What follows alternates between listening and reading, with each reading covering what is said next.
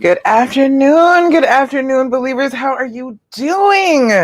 I am here. I am excited. I am actually straight with my technology today. I don't know what else I can do that will make me any happier today because I actually got it together. I got it working. The mic's working. The cameras are working. I'm shiny, but damn it, who cares? I am here and we are here for the Healing Hour Live. Now, let me make sure that I'm showing up everywhere I'm supposed to show up. I am also going to start a live on Instagram. So anywhere you know me, you will be able to see me. I am going to be live here. I'm going to be live on Instagram. I am going to be live on my YouTube channel, All Love Coach Dasha. So if you can't watch here, you can watch there. All right. Let me see. Making sure.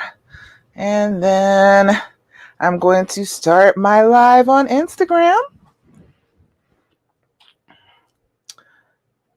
And hello to my followers on Instagram too. I am excited to be here. This is Love Coach Dasha, and we are doing the Healing Hour live this afternoon. How are you doing, believers? I hope you're doing well. I hope you're feeling good. I hope you are on the healing path. But if you are not, guess what? We're going to try and get you on the healing path today. We're going to work on that. I'm going to answer some questions. I'm going to tell you some things about getting on the healing path.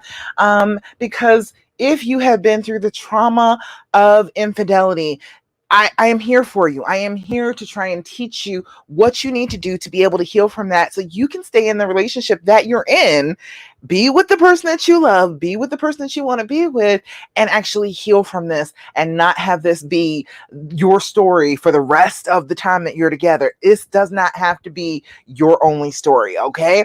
So I want you to be with me and join me for the first two things that we always do.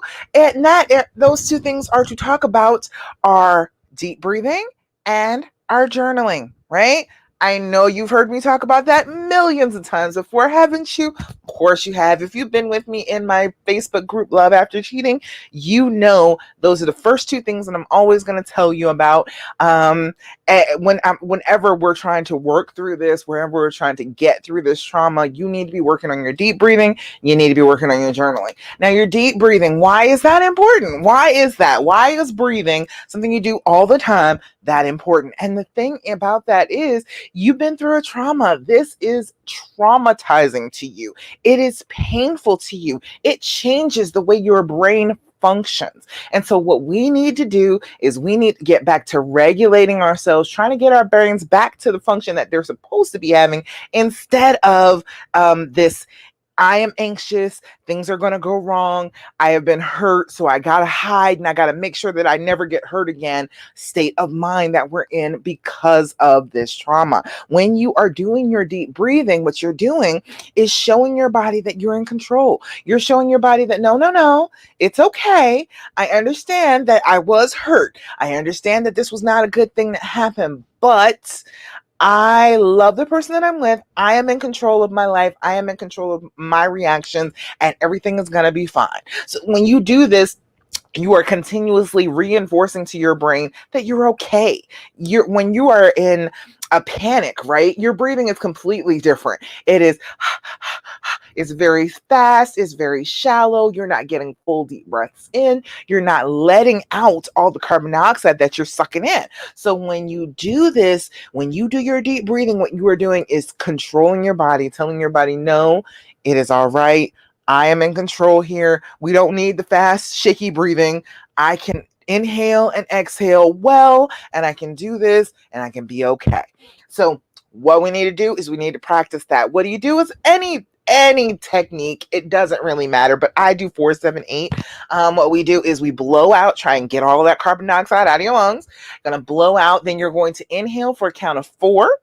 Hold that breath for a count of 7, and then blow out like you're blowing out birthday candles for a count of 8. What we want to do there is just even things back out, get good fresh oxygen into our blood. That tells our brain that we're okay, because if you got a high buildup of carbon dioxide, guess what? Your body is going to freak out. Your body is going to think that there's something really, really wrong here, because you have a higher level of carbon dioxide than you're supposed to. Getting fresh oxygen to your brain helps you think better. You know how you are so anxious and there are these repeating thoughts that keep going through your brain and you can't get them to shut up? That is why, because your brain is starving for the oxygen. Your brain needs to be fed in order to get back to its logical state. Right now, it's just in that fight or flight mode. It's like your animal brain, and that's it. That's all you got. You don't have your higher brain functions available to you when you're this anxious. So you need to be doing the deep breathing, bringing that down, calming it down, bringing yourself to a point where you can think logically instead of just fearfully. And then, of course, there is just the simple fact that taking a deep breath feels good. It evens you out. It makes you feel better. All right. Who is this? I can't see. You didn't sign into the thing. Oh, Estefania. Hey. How are you doing? Hello to you. I know it has been a long time. I'm glad you're here with me today. Oh, thank you so much. You're so sweet for saying that. Thank you for what I do. You know what? I love doing this. I love to sit with women and figure out, damn it, we can get past this. I know that there are so many things in general that women have to deal with, and it's like it's so hard to get past a lot of this stuff, and we don't get the help that we deserve on a regular basis. So this is one of those things where I was like, I have some expertise in this. This is something that I can teach you about, and I can actually help people to understand how to get from hurting to healing. And I was a nurse for like 20 years, so at 21 this year, as a matter of fact. So I am very deep into how do we heal? How do we get to that point? What can we do, like physically, mentally, in order to be healed? And this is one of those big things. All right. What'd you say now? You said I still have my journal. I write it every day, just a few lines. Good job. Yes, we're about to talk about that too. And oh yes, you won the contest, so you got a journal and a pen from me. Yes, this is what I'm talking about. You got to sit down and do your journaling. It's excellent work. I'm trying to tell you, it gets all of that crap out of your head and gets you very clear on what you need to do. So I'm glad you're still using the Estefania. Thank you so much. Oh, I love it. All right, so we're going to do our deep breathing together. We're going to just join with me and do the deep breathing. We're going to blow out for just trying to empty our lungs. Inhale for a count of 4. Hold that breath for a count of 7. That lets you use the oxygen that you just breathed in. And then we're going to blow out. Going to blow out all that extra carbon dioxide that's been building up in our lungs. It's going to make you feel better. Even if you if you don't have the time, if you're not in the mood to do your deep breathing, just do an exhale. Just do the portion of the deep breathing. A lot of time that'll help balance you out. And you're right, it does. It helps you center. It does. It gets you back to, I am a person. I can handle this situation. I am not out of control. All right. So we're going to do our deep breathing together. Join me. Why don't you? All right. You on Instagram, everybody on Facebook, on YouTube, wherever you are with me, come join me. Do some deep breathing. All right. So what we're going to do first, we're going to blow out. Make the noise. We're going to inhale through our nose for a count of 4, 3, 2, 1.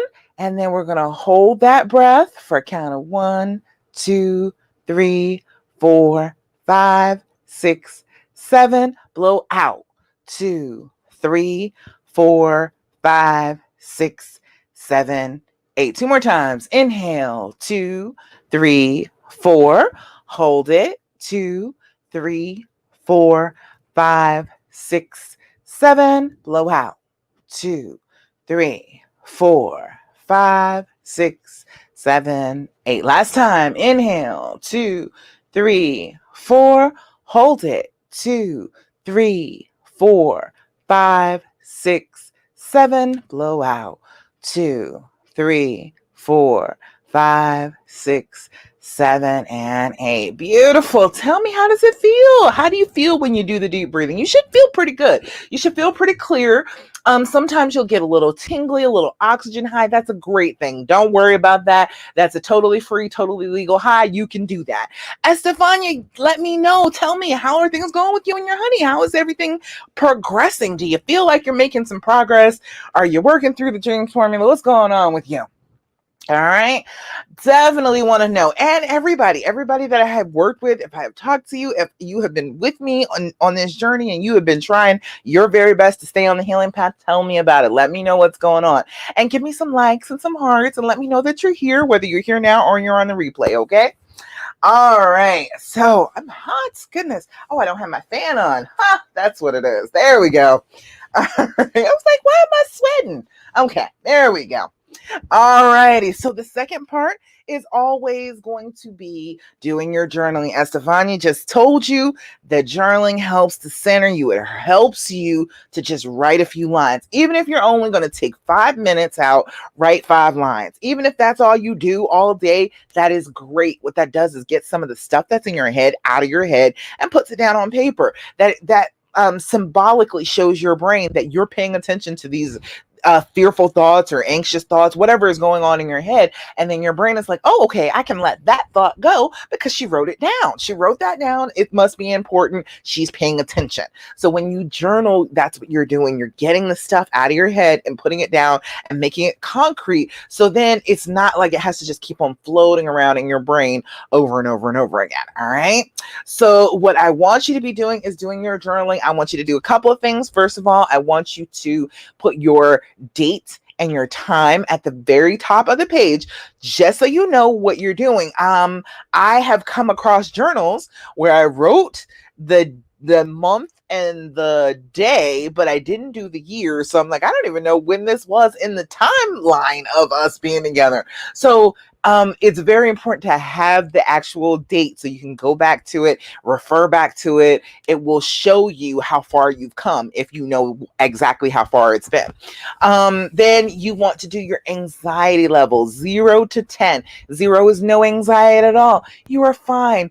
Everything is beautiful. God's in his heaven and all is right with the world. Okay, that's a 0.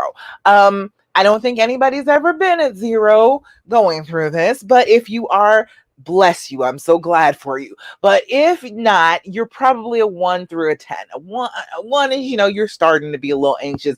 10 is, I am full blown, super excited, anxious, and it is just overcoming me. It is making me feel like I am out of control of myself. And it actually puts you out of control of yourself. I once talked to someone who said that her anxiety level was at a 10. I was like, what made you say that it was at a 10? And she was like, I tried to jump out of a moving car. Oh, okay. Yes, that is a loss of control. When your brain is not functioning correctly enough to tell you that you should not jump out of a moving car, that's a 10 out of 10. Okay. So chances are you won't be sitting down using your journal if you're at a 10. So just consider that for a moment. Think about that when you're doing your range of what your anxiety is, because if you're very realistic about it, you can see very quickly how much just journaling for a couple of minutes is going to bring it back down. If you're like in an 8 and you sit down and journal for about 10 minutes, you can noticeably be at like a 6 or, about a 6 or maybe a 5. You can tell how much it's come down when you are reasonable about your level of anxiety, when you're sure that you're like not being overly dramatic about it. You're not saying, oh, I'm a 10 for everything. Trying to really rate it will show you how far you come. So I don't care what kind of journaling you use. I have journals all around me. Let's see. This one is the Be Mindful journal. It's a daily wellness one. It's just got mindfulness meditations. It actually has in here, take 3 deep breaths and for 4 counts, out for 6 counts. Like, it actually has deep breathing in it. If you want to use that, great. If you want to use, let's break this one out. Oh, that's a butterfly one. Look at that. And it's fuzzy. If you want to use that, great. I don't care. A itty bitty one. Look at that. Itty bitty journal. Tiny journal. Look at that. One you can stick in your pocket. It doesn't matter. I don't care what kind you use. I just need you to be journaling. I need you to be focusing on that at least once a day. I say twice a day. Twice a day is better. Just in the morning when you first wake up, just to get your brain going in the direction that you need it to be going. And then once before you go to bed, because it gets some of those thoughts out of your head and lets you release them before you're actually trying to go sleep. Like try and lay down and relax and not think about it. So I want you to be working on those two things. Do your deep breathing, do your journaling, do them. Those are the first two things. Now I was going to do a little bit of a list about the things that I tell people to do for healing from infidelity. And so that's like number one on my list. Those are number one and number two, but honestly, they're right about the same level with one another. So I'm going to say they're both number one. Number one thing I want you to do if you're trying to get over infidelity, if you're trying to work through this, if you're in pain, if you are hurting, if you are anxious, if you've been going through this type of trauma, that is what I want you to do. First thing, before anything else, I want you to do your deep breathing and I want you to do your journaling. Those are the first two things. If you could just do those two things, things will start to change. You will start to get more control of yourself. Doing your deep breathing 5 times a day is going to start to change how your brain is functioning, helps you deal with it a little bit better. That's one of the key things. This is such a trauma that our brains have changed so much that we don't even recognize our reactions anymore. We need to get back in control of that. We need to understand where we are, be able to breathe, get that good fresh oxygen into our body so that we can think clearly and be able to handle this in appropriate ways. All right. So that's always my first thing. And that's the first thing that's going to be on the list. It's going to be doing your deep breathing, doing your journaling. All right. Second thing, let's see, what's the second thing that I want to tell you today? The second thing that I want you to know is that you have choices. I don't want you to ever feel like this has taken your choices away. You still have choices.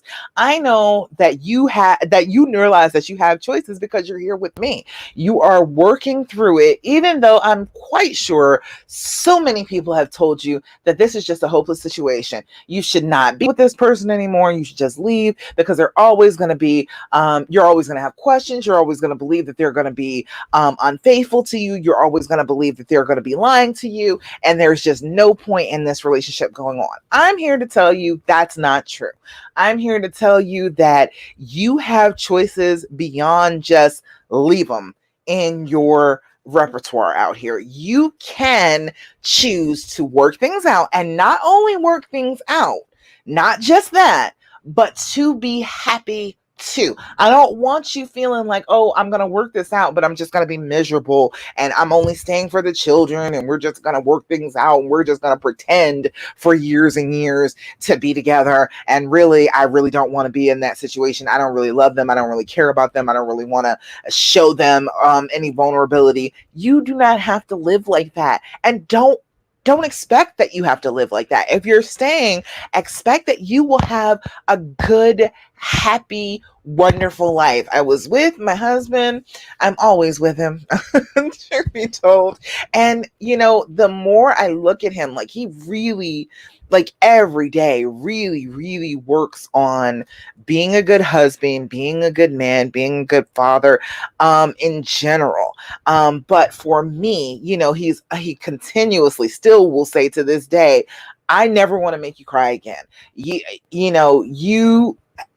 changed my entire life. You made things so much better for me. And I don't ever want to be the person to make you cry again. So you never have to assume that this is just going to be misery for the rest of your life. You have better choices than that.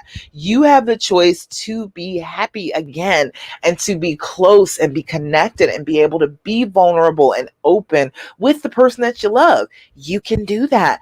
That is absolutely not off limits. You can do that. So I don't want you to feel like you don't have choices. There are choices in this. And if you're here with me, you're making the choice to go ahead and work through it and be together and recover and reconcile. And I am all for that choice. I stand. Okay. I am with you on that choice. I am fully committed to helping you get to that place down the healing path. It's a little bit around the corner, okay? It's a little ways down the road, but I'm trying to tell you, you can get to that place, all right?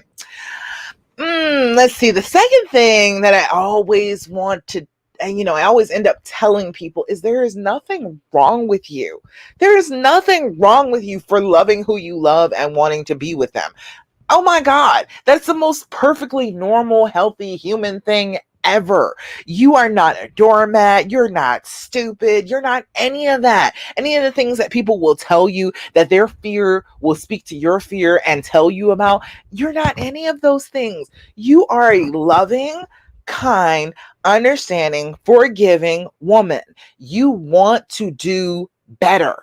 There's no reason not to. Just because they've messed up doesn't mean that that's not a perfectly valid thing to do. You can do better. You can do better. And in this relationship, you can do better as a couple. You can do better as an individual. There is nothing wrong with you for choosing that. When you make that choice, you are saying, I have a vision for the way my life should work out. I have this vision that I want to fulfill, and I have to take my time and go about accomplishing that in a very clear, very methodical way. And that's why I created the dreams formula, so you had a path for it. You know exactly what you're supposed to be doing in order to get to that place of healing, of closeness, of intimacy again. You can do it. All right. So there's nothing wrong with you. There's nothing wrong with you at all. I did it. There's nothing wrong with me. I mean, I'm sure there's some things wrong with me, but look, there's nothing wrong with me for wanting to be with the person that I love and still loving the person that hurt me. There is nothing wrong with that. Everybody you love at some point is going to hurt you. I mean, honestly, most people are not so perfect that they would not hurt you. There are people that may never hurt you. That I'm sure that has happened. But honestly, I'm thinking about the people that are really close to you, the people that you really love, that you are really, really open to. And the reason for that is you're so open to them. You are there with them and you are just laid bare. And yes, sometimes they may mess that all up. That is a normal human thing that happens. And that doesn't mean erase them from your life. It doesn't mean that they can't be with you. They can't be around you. They can't be a part of your life anymore. That's not what that means. It means that they're a human being, just like you're a human being, and they messed up. And you can still love that person and there not be anything wrong with you for that. You love them. It is perfectly okay to love in general. It's okay to love. So if you love somebody who has hurt you, you're just like every other person on this planet. Even your own mama will hurt you at some point. Lord knows. Even the people that are the closest to you are the people that are most likely to be able to hurt you because you're so open to them. So I don't want you to think that there's anything wrong with you for wanting this, for feeling like you still love, even though you're hurting, even though you are really confused and stressed and in pain. Even then, it's still okay that you love that person, and it's still okay to want to work it out. All right. Let's see. Number 3. What's another thing that I tell you all about? Or that wouldn't be number 4. Number 4 is that trust can be repaired. I know people will tell you all the time that the trust, once it's broken, it's like a plate. And if you tell the plate sorry after you've broken it, it doesn't fix it. Yeah, we're not plates, okay? We are much better than freaking plates. We are humans. We are people. We are designed to love and to give and to forgive and to understand and build and grow. So just because we're broken at one point doesn't mean that we stay broken. So our trust can be rebuilt. All you need to know about rebuilding trust is it's practice. It's practice. It is, let me think about, okay, I feel like I don't trust this person right now. Okay, I don't trust them right now. What's the opposite of what I could do if I wasn't trusting them? If I wasn't trusting them, then I would look through their phone. Okay, so If I am trusting them, I'm going to leave their phone alone. Bang. Very, very simple. It's just a reversal of what the fear and the pain tell you to do. The trust is right there. It's on the other side of it. You just have to do it. Trust is an action word. It is something that you do. It is not something you are given. If it was something that you were given, then the other person could just give it to you and say, here, you deserve to have your trust back. I know I broke it. Here, I replaced it, and here you go. It'd be great if that could happen, but they can't go to the store and buy it. They cannot go pick up, for me, it wasn't, my husband couldn't go to the store and pick up Dasha's trust off of the shelf and hand it to me and feel like I was supposed to be better. He couldn't do that. I had to work on it. I had to practice it. I had to stretch my trust muscles. You work those trust muscles out. You need to rebuild your trust with a little resistance, and you already have the resistance built in because you've been through this trauma and you are hurting, and that is the resistance that you need. That is a resistance that will make you stronger. You feel a certain way. Yeah, sure, completely understandable, but working against those feelings, telling yourself, yeah, this is not the way I want to feel, and improving what you're doing is going to help bring your trust back. So, anytime there's a choice, choose the trust. Anytime. If there is the opportunity to go snooping through his phone, put the damn phone down. If there is an opportunity to bring up what he's done before, leave it alone. Don't say it. If you have the opportunity, he has the opportunity to go somewhere and be out and away from you, don't stop them from going out because you don't trust them. Let them go and let them show you that they can trust, that they can be trusted. But you have to choose the love and the trust whenever there is a choice. When you do that, you are saying to yourself, I understand that you're anxious. I understand that you have reason to feel like you should not trust, but we are going to trust and we are going to practice it until you get that right. So come along for the ride or get left behind. And that's what you got to do. Okay. So you got to do that for yourself. You need to make sure that you understand that your trust is not something that is permanently and irrevocably broken. It is there to be rebuilt. And when you start rebuilding it, that is a whole nother level of your relationship. You don't know it until it actually happens. Until you actually see it for yourself. It's very strange to think that broken trust can be such an important thing to your relationship. But as you are working on rebuilding it, number one, you're showing yourself that you are the bomb. Okay. You do not have to be destroyed by anything. You don't have to feel any kind of way that you don't want to feel. And that's empowering all by itself. But then showing the person that you love that you still love them enough, even though they have hurt you like this, you still love them enough to be able to practice your trust and get to the point where you trust them again. That is going to show that person, this is a person that loves me. This is a person that I should never ever hurt, because this is a person who obviously cares very much about me in order to come through their own pain in order to be able to trust me again, even though I was the one that messed it all up. Doing that, I know so many women tell me, well, if I trust him again, then that's just a green light to tell him that he can do the same thing all over again. That's weak men. And if you got a really bad, really weak man, I can understand, feeling like that. But good, decent, strong men, and I don't think that you chose a weak, awful man. I don't think that you did. I'm going to assume that you didn't. So if you have chosen a pretty decent guy, chances are he will respond the way that I'm telling you. He is going to say, damn, even though I hurt you like this, you are still willing. You are still moving forward. You are still making these moves with me. You are still trusting me when you have absolutely no reason to. I need to do better. I need to show you that you have made a good decision in having that faith in me. Because think about it. How often has anybody ever had that type of faith in them? Like, their story better than I do, but I know for sure with my own, he was like, nobody's ever had that type of faith in me. Most people are like, oh, well, he's just a jerk, and they just let him go, just leave him alone. For me to decide that, no, this is real. what you and I have is real, and I mean it, and I believe in it, and I want it to be my life, and I am accepting that you messed up, but I know you can do better than this, and I'm expecting you to do better. That was the thing that helped him the most towards changing into the man that he was supposed to be in the first place. So that's the thing you need to know, that trust can be rebuilt. You can rebuild it.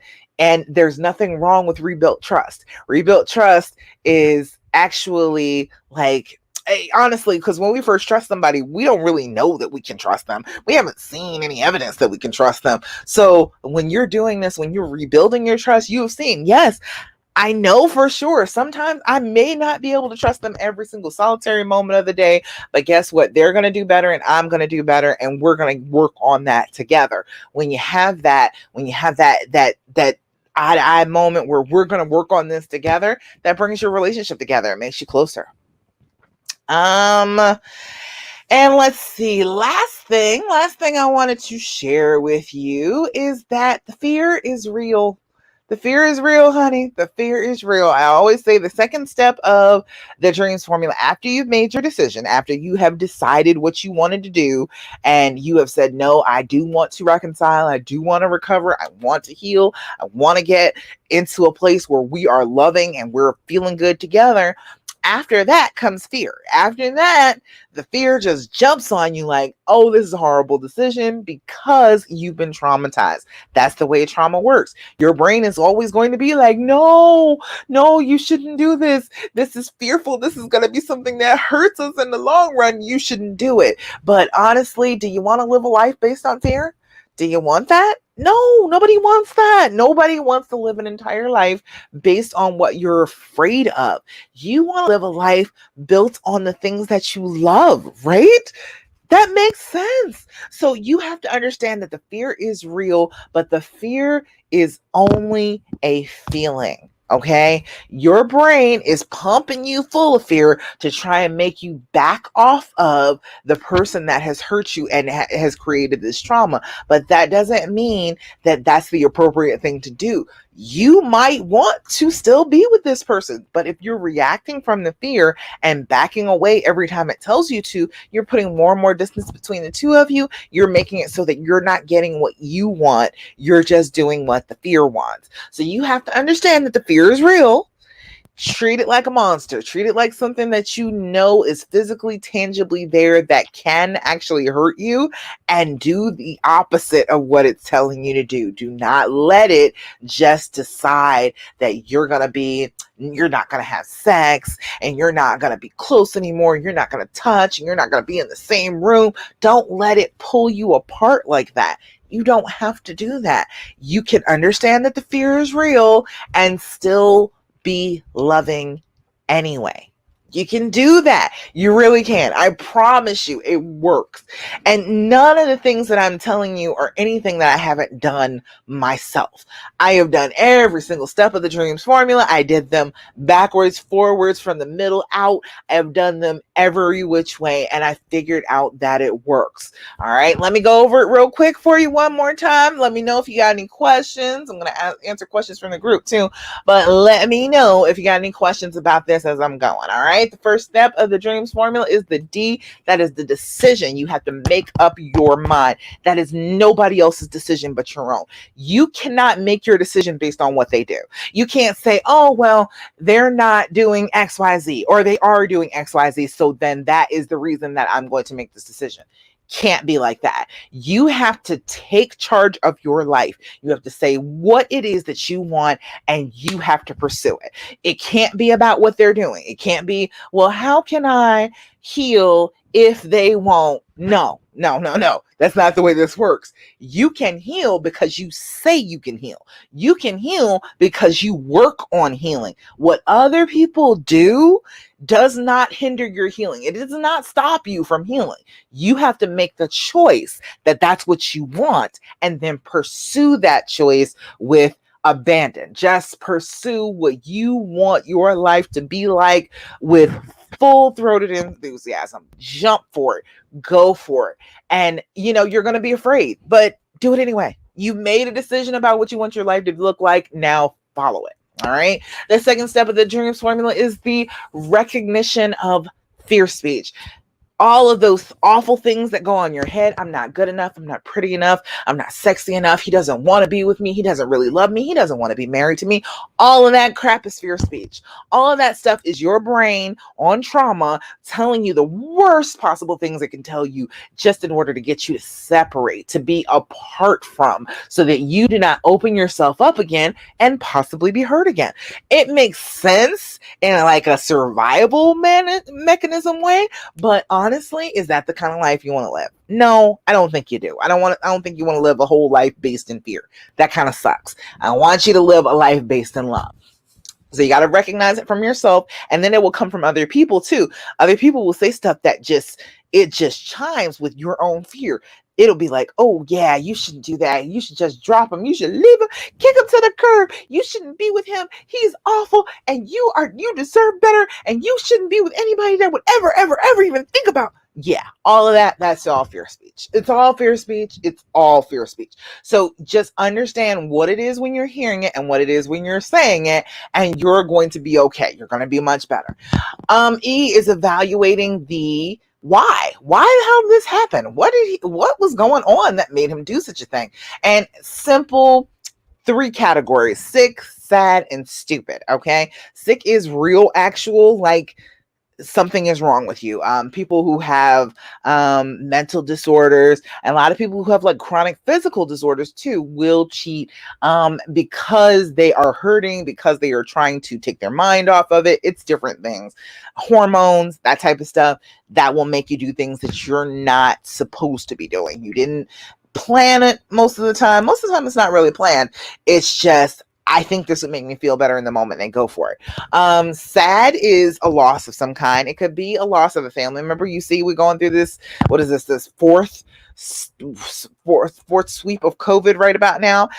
Fourth surge, there you go, that's what they call it. So people are losing people, and we're still losing people.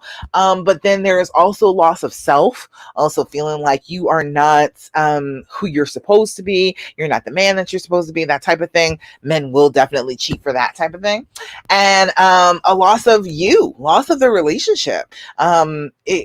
Feeling like, okay, we're not on the same page anymore. I lost something that meant so much to me, and they act out. So sad can be a loss of some kind. And then stupid is the things that men are told about being men. Oh, if you're a toddler, oh, you're such a heartbreaker, and you're gonna be my boyfriend when you get older, and you're gonna have all the girlfriends. And then as a teenager, when they haven't been sleeping around with a whole bunch of women, they get told that that's what they're supposed to do. All types of stupid things. And then the relationship between their own parents too. A lot of the time, if dad cheated, if mom cheated, they feel like that's a normal thing to do.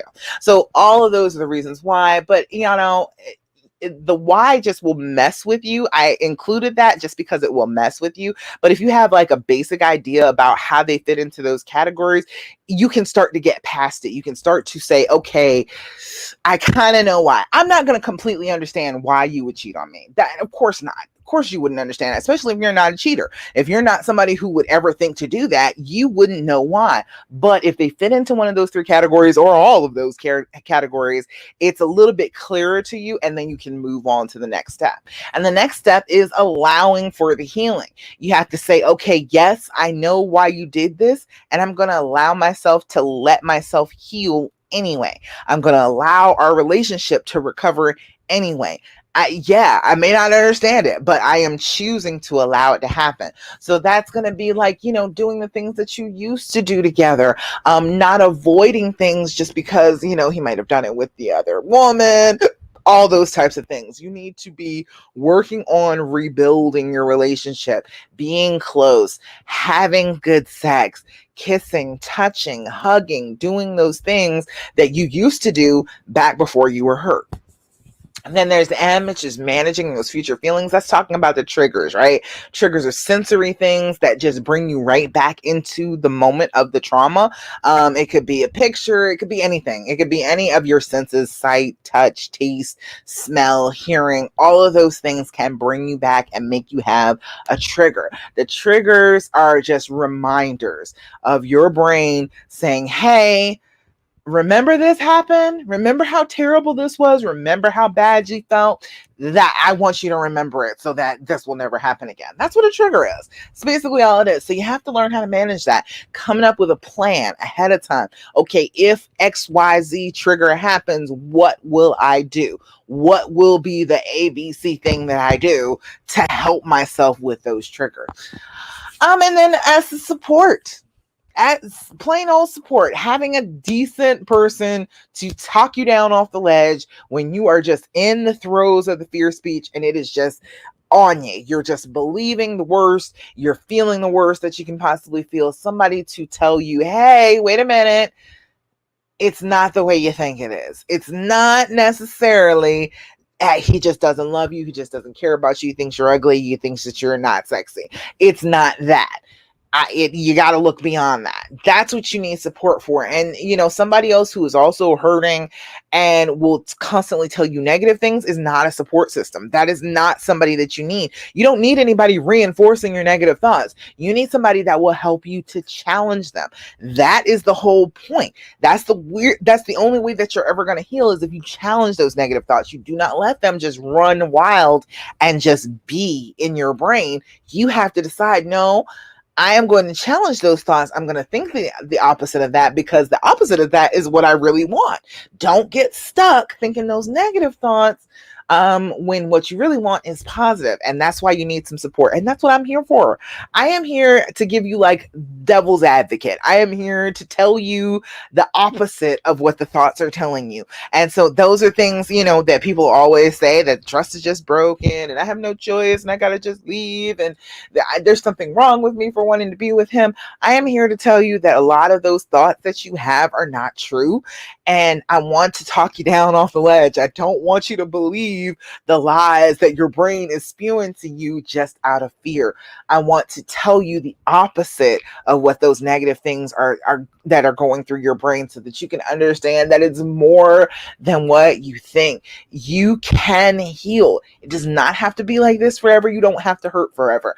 I am at the point where there is no more pain. The part right here in the center of my chest, they're really out there. The part right here in the center of my chest where it hurt so bad that I could barely swallow, that I could barely breathe. It felt like I was gasping for breath, and it was huge. It was bigger than me when it first happened. And I'm trying to tell you, working on these things, it has gotten smaller and smaller and smaller to the point where I don't hurt anymore. I don't hurt anymore. It's not there. He cheated on me numerous times. It happened a whole bunch. But guess what? We are great now. We are wonderful. It has been like 13 years. He has been so much better for like quadruple the time that he acted up. All right. He has been an excellent husband. So I know you can get to that point. It does not have to hurt like this forever. You can get to the point where it is not painful anymore. All right. And that's what I want to help you do. That's why I'm here. That's why I made up the Love After Cheating group. That's why I started really focusing on this particular topic. I've been a relationship coach for like 10 years, but guess what keeps coming up? People getting cheated on keeps coming up, keeps being an issue. So I was like, let me go ahead and address that. I want to be your support for that. So if you're not in my group, come join my group in Facebook, Love After Cheating, and come be on my Instagram and come follow my page on YouTube. Hit the bell. What is the bell icon? Hit the bell icon, subscribe, and come be with me on this journey. Let me give you that support. All right. Woo. All right. All of that talking, let me answer whoever came to ask me a question. Okay, let's see. All right, this is the last post. This is from Latasha. Latasha, hi. It said, I caught my partner cheating messages, nude pics last month. When will I stop being paranoid? I'm checking his phone every night. He gets mad because he say ain't nothing on it. I don't see anything. A feeling that I want to leave. It makes total sense. It's the same thing that I've been telling you about. It is that trauma in your brain. Your brain is taking something that you never expected to happen. Something bad happened with the person that you care about, with the person that you love, and your brain is like, oh, this is going to just keep on happening. It's going to keep on going. So the only way, I promise, and you're not going to like this, I know you're not, but Latasha, seriously, the only possible way to stop this is just to stop checking. You are reinforcing your own paranoia. Your brain is telling you the only way that you can feel better is if you check. Okay, then you check, you go all through it, you find absolutely nothing, and that does not help the paranoia, does it? Didn't help a doggone thing. Now you're just sitting there like, oh, is he hiding stuff? Is he erasing things? Now, okay, so what is the point then? If you're doing all that and he's erasing it all, then you're still not going to catch it. You need to be aware of what you're doing. Your brain will try and tell you that these repetitive negative actions, looking, checking, going on his GPS, checking his emails, all of that stuff is a good thing. And it's not. It just reinforces your paranoia. You are completing a loop, a feedback loop in your brain. I'm anxious. I need to check. Okay, I checked. There's nothing there. So then I just must have missed it. So I gotta check. So I'm anxious. So I gotta check. It's just one big loop. You have to interrupt it. You have to stop it. You have to just say, okay, no, I'm not gonna do it today. And tell him, look, I am just driving myself nuts looking through your phone. Apparently, it's causing arguments between the two of us. I agree. I think that I should stop doing this. Help me stop. Make him put a new code on his phone. Don't have access to it for a while, just long enough so that you can get out of the habit of doing this over and over and over again. Break that feedback loop in your brain so that your brain knows that we're not doing that anymore. So then you can calm down. Then there's not this choking feeling of you've got to check, you got to check, you got to check. If you've already made the decision that I'm not going to check, I am going to trust. I am going to believe that there is nothing going on in his phone. He is right here with me, looking me in my eyes. He is not doing anything wrong. He sees how much this hurt me. He is not going to do it. And choose that message instead of the message of, oh, every time I turn my back, he's on the phone and he's sending nudes and he is talking sexual to other women. If you change the message that you're giving your brain and break the cycle, break your part in the cycle, you'll be able to succeed in letting the paranoia go. But you have to break your part in the cycle. And I know that sucks because all women, we are like, no, I need to be in this phone. I need to be able to have the access and the code, and I need to be able to be in it. But if you can't handle it right now, if it's just feeding your paranoia and making you feel awful, it's not helping anything. It'd be one thing if it did actually help, but it doesn't. So there's no need for you to keep on doing it over and over and over and over and over again, expecting a different result. Don't they say that's the definition of insanity? I don't think Einstein actually ever said that, but that's what I mean. It makes a good definition, honestly. Doing the same thing over and over again and expecting a different result is pretty dumb insane. So let's not do that. Let's not do that to ourselves. Let's not reinforce all the negative. Think the positive about him. This is a person that you didn't have any problems with beforehand.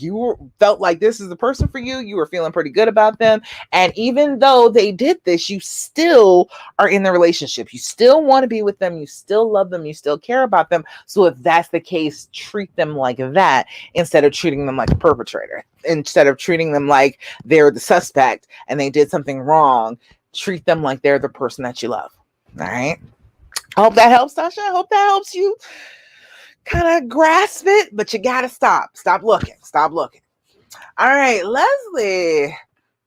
That's the last one I've got up here. Leslie says, next month is our 25th anniversary. Happy anniversary, Leslie. Of our first date. And on the same date, it will be our 23rd wedding anniversary. Excellent. Normally we would go to the restaurant that our first date was at. That sounds great. I still want to go because they have the best prime rib. Absolutely. Although I am over the initial disbelief, pit in my stomach, anger, and wanting a divorce, I still struggle with how could you and all the lies that were told. At Discovery, when I asked some questions, I got a lot of I don't know and I don't remember. When I asked about when it happened, where it happened, it was a honest one night stand. How can he not remember when or where? I may never know. I am one of those people that want to know things like that. I don't need details, and I certainly don't need to hear them. She lived at a motel. He was there several times because he met her. He met her there through a mutual connection. He knows that motel. He knows what motel. He knows approximately when. I don't need a specific date. I need to move on to the next step and have a memorable anniversary celebration. But these questions he won't answer make me feel that he is keeping things from me. Any advice? All right. I can't remember for sure when this all happened. But okay, number one, if it was a one night stand, let me just suggest this to you. And I know this is weird and I know you're going to have a hard time just grasping it, but just be with me for a moment. What if it's more important to you than it was to him? What if all of these questions that you have are things that he can't answer because it just was not that important? It was a one night stand. It was a kind of a one-off thing. It was more than likely, okay, I've had a one night stand before. Now, I'm not since I've been married, but I have had one before. And I know at the time it was all about me. I didn't care about the other person, the when and where. I'm like, can I remember when? I can remember like where, but I can't remember like when. Like there is a moment when you are in that headspace where you think that a one night stand is a good idea, that having sex with some random person is a good idea. That's a whole different mental state. What if he doesn't remember because all of that was not important to him at the moment? All of what was going on in his brain was what was happening inside his brain. Does that make any sense? I know that seems like a weird thing, but what if it's so much bigger deal to you because this hurt you? But for him, it was about feeling better in the moment, feeling good about himself, whatever type of feeling that it was something that he was just needing at the moment. So it didn't have to be like he really remembered the details of it. He probably wouldn't for a one night stand. He probably cares way less than you do about what he did. So this is very possible that he didn't care. He didn't care enough to get those details in the first place. So if that was the case, if he really doesn't know, does that mean that you're just stuck forever and you can't heal? No, that's not what that means. You can still make a choice. You can say, okay, it was a one night stand and it was that little importance to him, so we can move on from there. I can go out with him and have our lovely 25th anniversary or 23rd for your wedding anniversary celebration, and I can have that delicious prime rib, and I'm past the initial disbelief. I'm past the pit in my stomach. I'm past anger. I'm past wanting a divorce. Okay, if that's the case, let's be past it. You're not past it if you want to keep asking the questions. You're not past it if you keep on asking the same thing over and over again, trying to get a different answer out of him. If it is the fact that he does know and he just doesn't want to tell you, he's like, that would cause you more pain. Knowing where this hotel is going to make you anxious every time you have to pass that hotel. And I know that's that you're going to have to pass it. And that would be a terrible thing to do to you. If that's the case, allow that too. In this small way, if he's trying to protect you, then let him. If that is what it is. And even if you don't know for sure if that's what it is, even if it is just he's trying to protect you and he doesn't even want to talk to you about protecting you, let him protect you. Let him do that. He deserves to be able to protect you a little bit now. So I want you to just celebrate. I want you to celebrate. I know that how could you is difficult, and really think about it. Get back to me about the three categories of the why: sick, sad, stupid. You know his story better than me. Okay, you know what was going on with him. You know the things that he deals with. You know his history. You know his past. You know the things that make up who he is. So I bet you anything you could probably come up with a reason why he did this, how he could do such a thing. Telling all the lies. I mean, everybody lies when they're doing something wrong. We all do that. We're people. We don't want to reveal that we're just awful and we just did something terrible. Nobody wants to do that. Nobody does that. Most people do not just say, hey, look, I did something horrible. Look at me. Nobody really does that. So yeah, people do lie. People lie out of fear. And that's what that was. He was afraid. He knew he was doing the wrong thing. And so he lied about it because he was fearful about what the consequences would be, what you were going to say, how you were going to feel, hurting you. All of those things were consequences he knew that were going to be unpleasant, but there was something going on within him that was the issue. It wasn't about you, wasn't about the other person, it wasn't about any of that. It was all about what was going on in him. So maybe that question, what were you feeling? What was happening in your brain? When you decided to do this, like, were you hurting in some way? What was going on that made you say, okay, yes, I'm going to have a one night stand because that's going to make me feel better. That's going to make me feel good. What was it that you had to make that jump?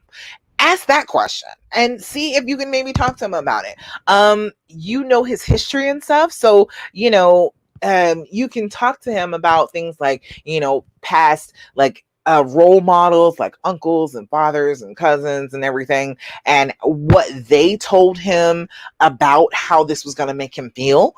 You can ask him if one night stands made him feel a certain way before the two of you together. What was going on with that? Did he ever have a one night stand before that? It was just something that he was just like, okay, I just want to try it. I just want to go on. I want to do it. So, I mean, you can know details, but I would think maybe other details would be more important than the where it happened and when it happened. You kind of got a basic idea about that. That's not something that you need to be real specific about. And then you said something that was really telling. You said, I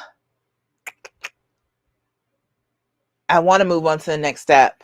But these questions won't answer make me feel like he's keeping things from me. He may be keeping some part of it that makes him feel ashamed, that makes him feel sad away from you. And he might be. That is altogether possible. But that doesn't stop you from taking the next step. That's the reason to take the next step. That's the reason that makes the most sense to get to that place. Because when you say, okay, we're going to get through this, we're going to work through this, and you start to actually move towards that, and you get to that next step, things that weren't revealed before will become revealed. My husband would do it all the time. Like, we get to another stage, we get feeling better, we get to a place where we were being more trusting, more open, more honest with one another, and then details that I didn't know, that I had wanted to know, but had let go of for the time being, started to surface. When you're dealing in the middle of a trauma that affects your brain, it affects his brain, it is not a time where things are very clear. A lot of the time when you're going through something that's traumatic, some space is needed to get clear on all those little details. So tons of details came out as we were healing. Every step of the way, a little bit more about what was going on in his head, what he was thinking, what he was feeling, started to come to the surface. So think about it like that, Leslie. Maybe get a little bit more space. Pursue that next step anyway. Even though, you feel like you don't have everything, you're not going to have every single solitary thing, and that's fine. It really is okay. You can still make those moves towards the better. And then as you are getting better, you start to communicate better, if that makes sense. Let me know if that sounds stupid, if you don't understand it, if you're like, I don't know about all that. But there are several things on that you could just understand. All right, several things to understand about that. All right. It looks like that's all the questions that we have. That's all I got for you today. We're already at the hour. It seems like, I just started talking. We are at the end of the Healing Hour Live. I am so glad that you came to talk to me today. I'm so glad that you all have questions and that I can be your support. So I'm here for you. Join me on Instagram. I'm Love Coach Dasha on Instagram. Hi, Instagram. I am Love Coach Dasha on YouTube, and I am Love Coach Dasha on Facebook. And my Love Coach Dasha page is connected to my Love After Cheating page.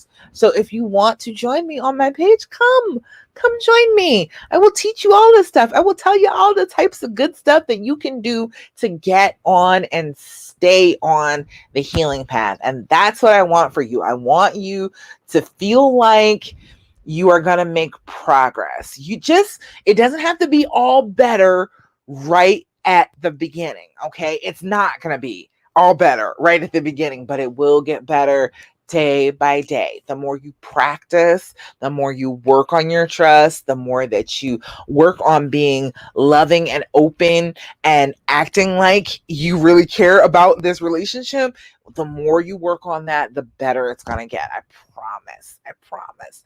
Just don't do what the fear tells you to do. It's pretty simple. Be mindful about it, understand what you're feeling, and then don't follow along with the negative thoughts.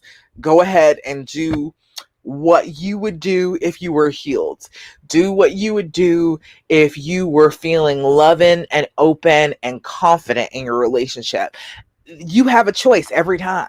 You have a choice of everything that you do. So examine everything that you're doing and the things that you're feeling, and then make choices based on, is this something a healing person would do, or is this something that a hurting person would do? All right. All right, that's all. That's all I got for you today. Thank you so much for joining me, and come back next week. We will be back again on Thursday. What is it? July 29th at the same time, 12 p.m. Eastern. And let me know, comment down below or comment on YouTube or wherever. Is this a good time? I've been doing lives on Thursdays at 12 for, I don't know, better part of a year now. So let me know if you would rather it be a different time. If later on in the evening would be a little bit better. I am on the East Coast. I live in Virginia, so I'm on Eastern Standard Time. So if you're like around the country, I know people from other countries are watching and talking to me. So if it'd be better in the evening, like 8 o'clock, if it'd be better first thing in the morning, because that'd be nighttime for you, whatever. Let me know if this is still a good time. I'm willing to change it right about now. It's summertime, things can be changed up. We can switch up this summer. So let me know. All right. That's it. That's all I got for you. Thank you so much for joining me. And I will check you out next week in the Healing Hour Live. All right. This is Love Coach Tasha. Bye.